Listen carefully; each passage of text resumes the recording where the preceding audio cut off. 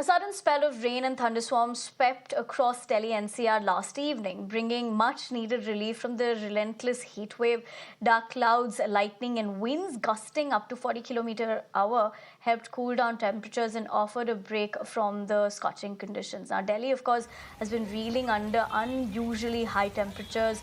On Wednesday night, the minimum temperature touched 25.9, nearly 6 degrees above the normal and the highest of the season so far.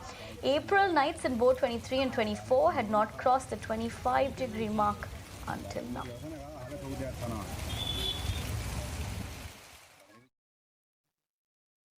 A sudden spell of rain and thunderstorms swept across Delhi NCR last evening, bringing much needed relief from the relentless heat wave.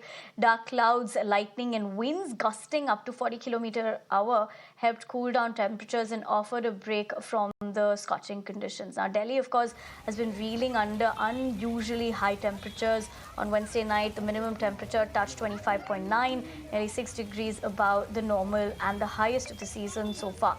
April nights in both 23 and 24 had not crossed the 25-degree mark until now.